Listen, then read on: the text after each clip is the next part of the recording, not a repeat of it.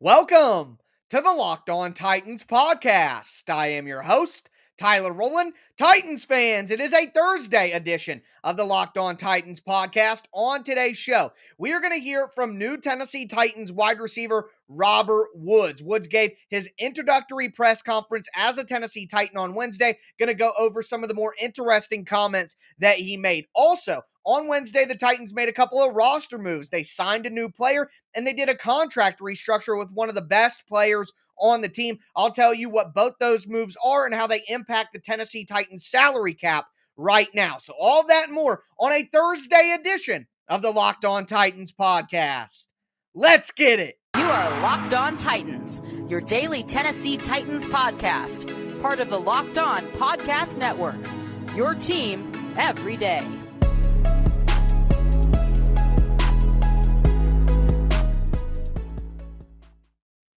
Titans fans, it is a Thursday edition of the Locked On NFL podcast. We're going to break down the opening press conference from Bobby Trees, go over all of the interesting comments that he made on Wednesday, also talk about a new player signing and a contract restructure. Before we get into today's show, I do got to thank you guys for making the Locked On Titans podcast your first listen every day. If this is your first ever listen to the Locked On Titans podcast, make sure you subscribe on whatever platform you do stream. You can find the Locked On Titans podcast everywhere and always free, and that does include the Locked On Titans YouTube channel. Subscribe over there, smash that notification bell, hit that thumbs up button if you're watching on YouTube right now. Remember, I am going to be putting out daily, Monday through Friday, Tennessee Titans content all year long. Make sure that you stay locked in to the Locked On Titans podcast. Also, follow me on social media, on Twitter at Tic Tac Titans, on Facebook at Locked On Titans Pod. But time to dive into these Robert Woods comments. So Woods was introduced as a Tennessee Titan on Wednesday. Officially, the trade has gone through. Everything is finalized. And he talked to Nashville media about the process of coming to the Tennessee Titans, picking a team, where he views himself on this roster, a lot of different things. So I want to get into those. And where we're going to start is just talking about Woods, mindset here as he comes into the Tennessee Titans and specifically the Tennessee Titans offense. This is what Woods had to say, quote, "I am joining a great offense, a great team. I am really excited to get to work with Ryan Tannehill and A.J. Brown and everyone to get this thing rolling. We have a great back in the backfield, and you have a good running back to get the passing game going, and I think Derrick Henry will complement what I do and what we'll do in the passing game, especially with Tannehill and Todd Downing calling plays. It should be an exciting group," end quote. And while I agree with some of what he had to say there, I do think that, Ryan Tannehill, A.J. Brown, Derrick Henry do complement what Robert Woods does so well. So Derrick Henry, an explosive, powerful running back out of the backfield. Ryan Tannehill, of course, the quarterback, the point guard, getting the ball out to all the playmakers. A.J. Brown has the speed to go deep, the physicality to go over the middle, the explosiveness to score from wherever he is on the field. Robert Woods is a precise, savvy route runner, a smart player who will know how to get into all the holes of the zone, know how to set up certain guys with certain routes when they're in man coverage. He's just an intelligent player. That's one of the big things that everyone who's been involved with Robert Woods has talked about throughout his career, is just how smart and professional of a guy he is. So I do agree with him. He is going to complement what the Titans do on offense very well. Now, at the end of that, he mentioned Todd Downing calling plays, and I don't know if that contributes to it being an exciting group. Now, I know everybody dogpiles on to Ryan Tannehill and Todd Downing, me included, but the Titans did have a top 5 red zone offense last year. They were top 5 in scoring. I mean, this Tennessee Titans offense still was not bad last year, despite all of the reasonable complaints that we had. So good to know that, Robert Woods sees himself within that group, and it makes sense. He had this to say as well. Quote, "We are super excited to be here. We've heard such great things about the city. Everyone that we've spoken to, friends and family, are like, you guys are going to love it there. We are excited to get into the community and share this passion." And again, the big thing that stands out from Robert Woods' press conference is just how professional he truly was and just how intelligent, how thoughtful his responses were. I know and I'll get into this more as the show progresses. I know that you don't win games at the press conference, but at the end of the day, there is a level of maturity, there's a level of thoughtfulness, a level of professionalism that isn't just found on the podium. That's transferred into the locker room, into the film room, into practice. I mean, Robert Woods talked about being excited to practice. And, when you think about the last wide receiver that the Titans acquired that was supposed to be wide receiver two, the view of practice, very, very different between that guy and Robert Woods. Robert Woods also talked about kind of his process of joining the Tennessee Titans, what his thought process was, and kind of the method that he went about. And he talked about once he knew that Allen Robinson was coming to the Rams. Again, Woods, very intelligent guy. He knows the business of football, and he figured that might mean that he was going to be leaving LA. And he said about 20 minutes after he had that thought, he got a call from his agent basically saying, "Hey, where do you want to go? What do you want to do here?" And he said that, not a direct quote, but he began studying all the teams that were interested in him. That included the Titans. Said he talked to former guys who had played for the Titans, Josh Reynolds, Roger Saffold, Antoine Woods.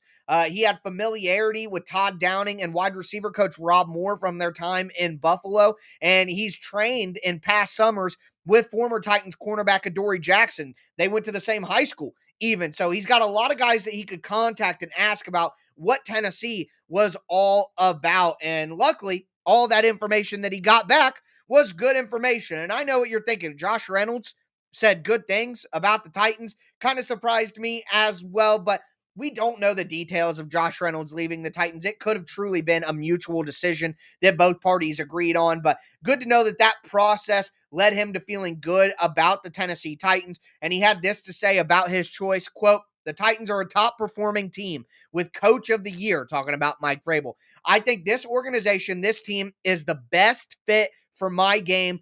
I wanted to be a part of a winning culture." I'm going to eat some crow on that. I even said after the Titans, started slow in free agency that maybe it wasn't very easy to get one of these wide receivers to come to Tennessee because of what happened with Josh Reynolds and what happened with Julio Jones and how the Titans are known as a run-first team. But it seems like all of that, and despite that, that really appealed to Robert Woods. And, it's no secret here that Mike Vrabel runs a tight ship. He has a very good culture in Tennessee, and Mike Vrabel said it this offseason. Culture is what happens when bad things are happening. And the Titans, despite all the injuries, despite the struggles that they had, still ended up getting the number one seed in the AFC, a very resilient group. And that culture really has, kind of the news of that culture and the word of that culture is spread throughout the NFL, and people know what they're going to get when they come to Tennessee. So it's great to hear Robert Woods actually say that, so we know that that's how people around the NFL are viewing it. But we're going to continue diving into Bobby Tree's comments in just a moment. Before we do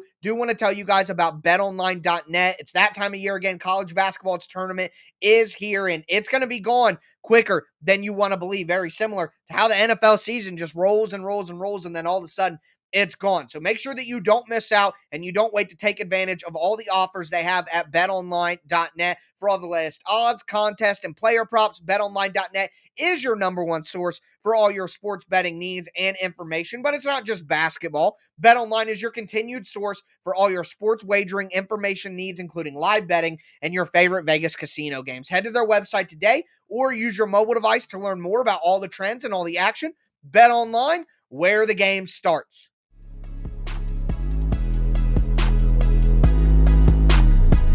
Titans fans, let's continue this Thursday edition of the Locked On Titans podcast. We're breaking down Robert Woods' introductory press conference with the Tennessee Titans, some of the interesting things he had to say. At the end of the show, we are going to talk about a restructure contract-wise that the Titans did on Wednesday, and the Titans signed a player on Wednesday. So we'll talk about that as well. But let's dive back into Robert Woods' comments here. He talked about, the Titans being a place that he wanted to be. I talked about with you guys all of the background information that he did to kind of figure out where he wants to be. He talked about the offense and how excited he is to be within the city, all kinds of different things.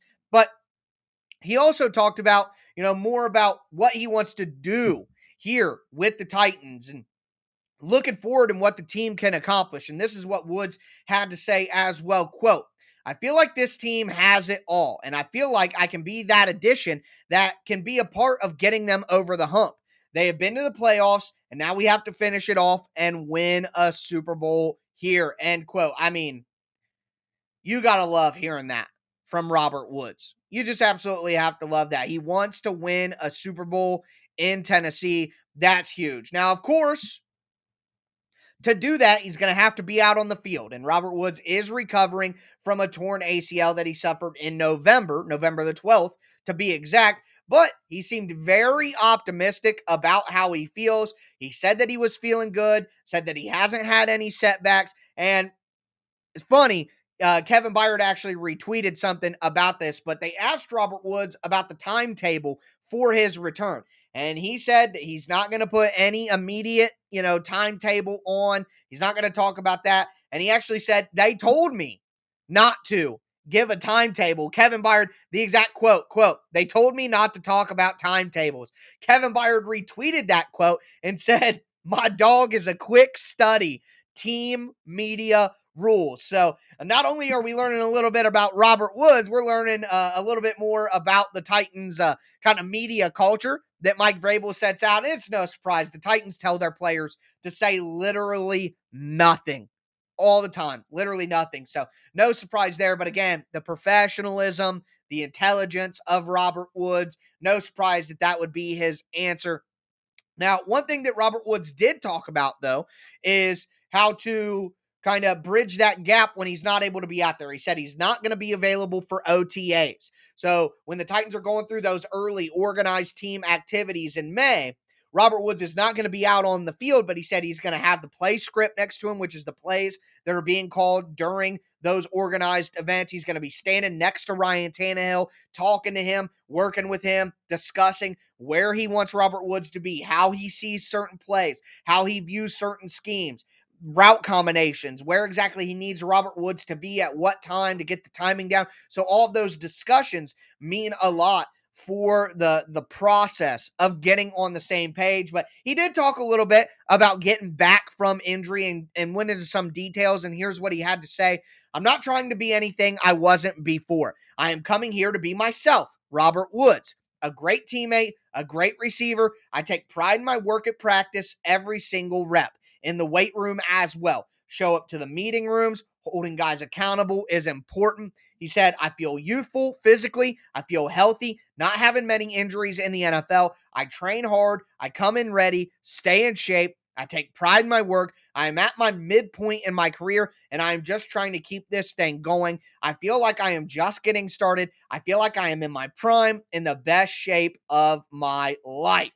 You love hearing all of that from Robert Woods. And again, I don't mean to kick a guy on his way out the door, but there are plenty of people, not only in Atlanta, but around the NFL, that said that maybe Julio Jones isn't that kind of guy.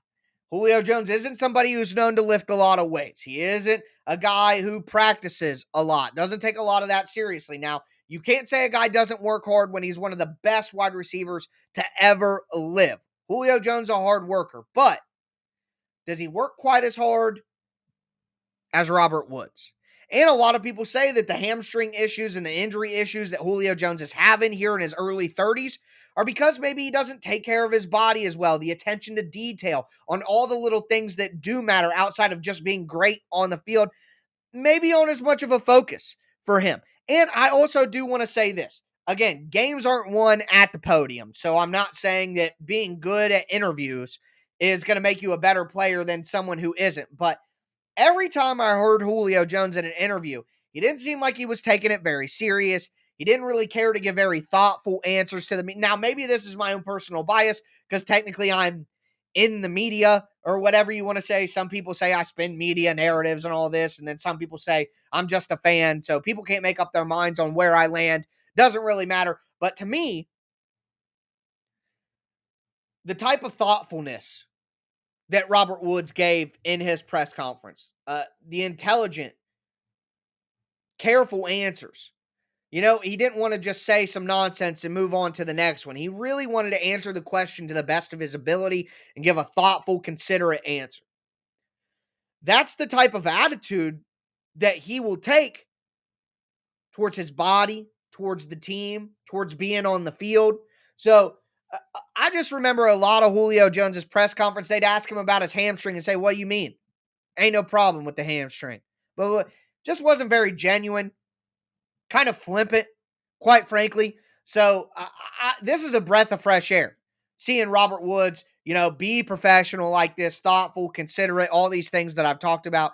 And he's a guy who you got to root for. I mean, you just can't help but root for him. And this was something that I didn't know. The next quote that we're going to go into that makes me want to root for Robert Woods even more.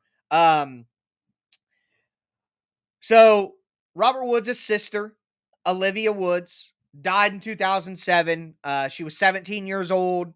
She had been diagnosed with sarcoma cancer, and he still plays in her memory. And he actually talked about that at the beginning of his press conference here. And he said this quote, "Every day, every game, she is on my mind.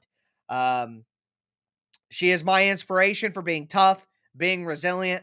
Part of my game is just because of the way she was tough. When she battled and went through what she battled and went through is nothing compared to what I am doing playing football. So I've always wanted to be a leader and wanted to lead by example. I've always wanted to make her proud. I know a lot of you guys listening, I've lost too many family members to count from cancer. I'm sure everybody listening to this has been affected by cancer at some point. So to hear a real story about, real life sadness and real life problems for Robert Woods that still kind of spurns him on today, I think everybody can relate to that. And hearing about that and knowing what he's been through and what his family's been through, it just makes you want to root for him even that much harder and want him to succeed here with the Titans even that much more. So I know we did 2 full segments on Robert Woods' quotes and press conference stuff, but I was just really impressed by what he had to say, and all of it gets me really excited for what he can be when he gets back on the field, not only as a player, but as a teammate and as a member of the Nashville community. He just seems like the ideal kind of guy that you want on your team in the NFL. But we're going to move forward, talk about some of the roster moves that the Titans made on Wednesday. Got a player signing, got a contract restructure. We'll go over all of that. Before we do, want to thank you guys again. I'm struggling right now. Ooh, take a deep breath. I want to thank you guys again for making the Locked On Titans podcast your first to listen every day. Make sure that you guys are also checking out the Locked On NFL podcast. Okay, Tyreek Hill got traded. What? That was crazy. Well, guess who's on the Locked On NFL national show breaking it down? Me. So go check out the Locked On NFL podcast, national show, national NFL news, under 30 minutes, Monday through Friday. I host the Thursday show. We're talking Tyreek Hill. We're talking Dolphins. We're talking Chiefs, all that stuff. Me and my co-host, Alex Clancy. I would appreciate the support if you guys would go check that out, especially subscribing to the Locked On NFL YouTube channel. It's free and available wherever you get your podcasts. But we are going to talk about those roster moves in just a moment.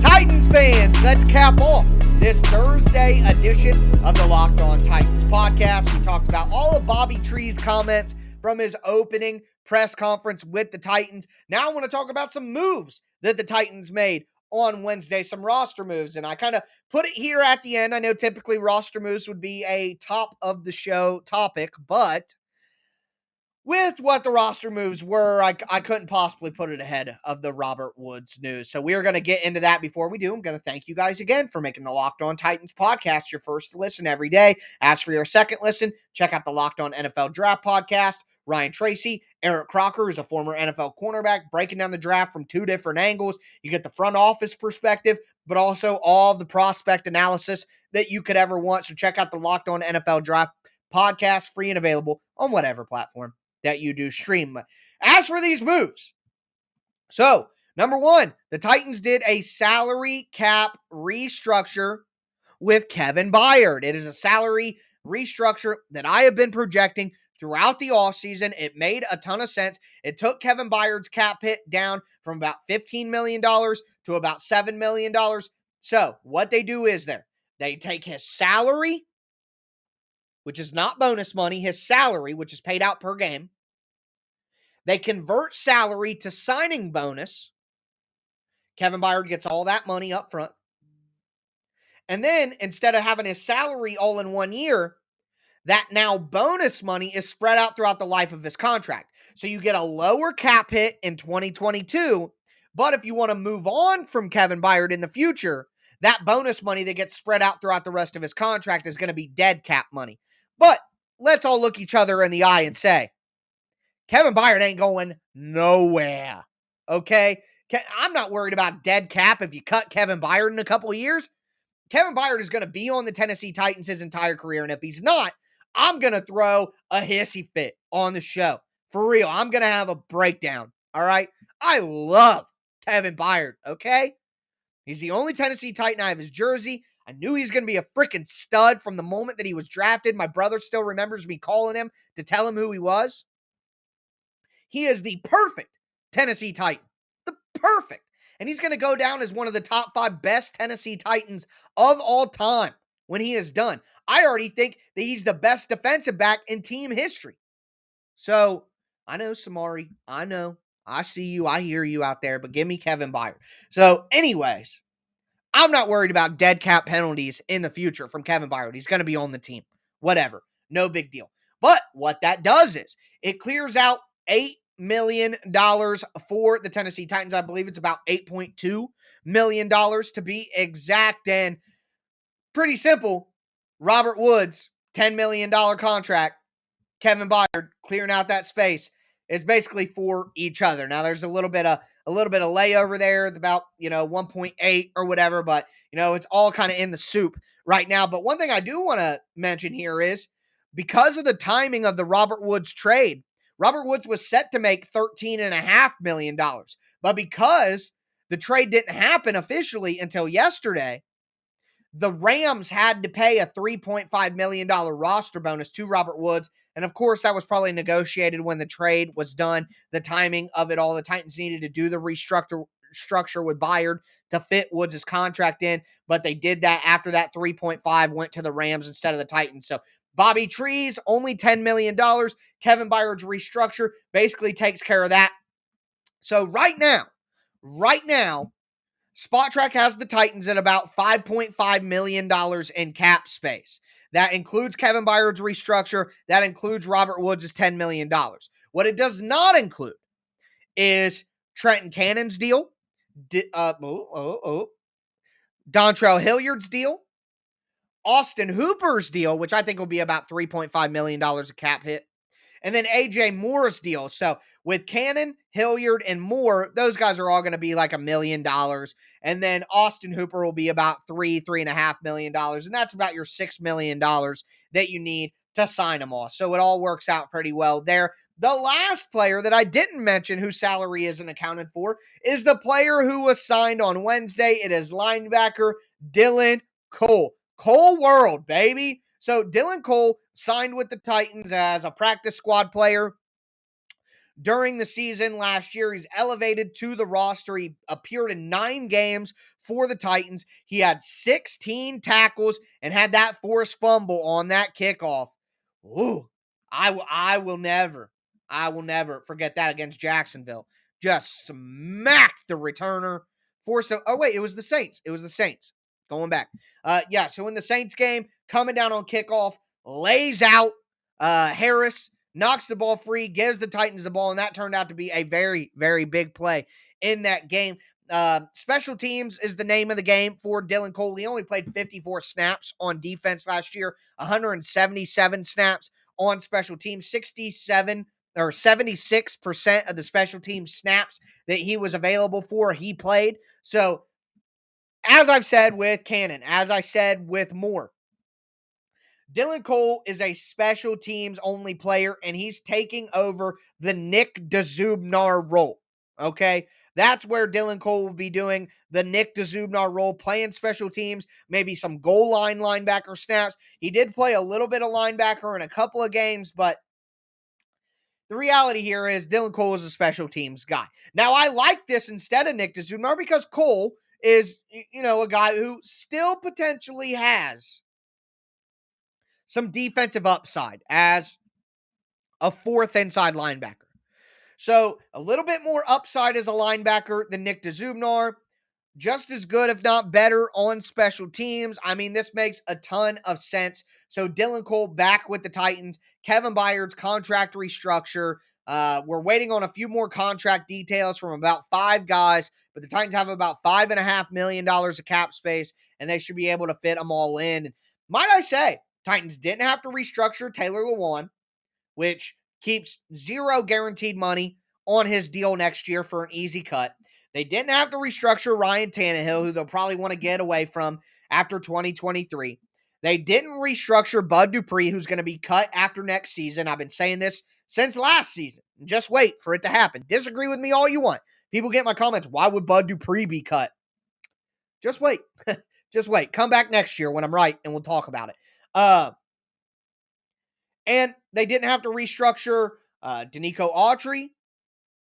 And they ultimately cut Julio Jones, who I didn't want them to restructure anyway. So they didn't restructure a lot of the guys that I didn't want them to. They only had to restructure a couple of the guys who I thought that they would, was Zach Cunningham and Kevin Byard. So, I mean, this is just a solid all season for the Titans so far. Are they Super Bowl contenders after all this? I got to see what happens in the draft and what other moves get made. But either way, just a very solid all season so far from John Robinson. Have to just, once again, solid moves by J-Rob to go.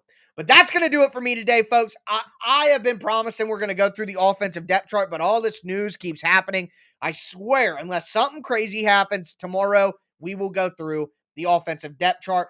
Monday, we're going to have a mock draft Monday after all the things that we've seen in free agency. Tuesday, we'll probably do a Twitter Tuesday and have a mailbag. There's just been so much news going on, not only for the Titans, but in the NFL. Want to make sure I get to all the pressing matters with you guys first. But that's going to do it for me today, though, folks. As always, I am your host, Tyler Rowland, and this was Locked On Titans.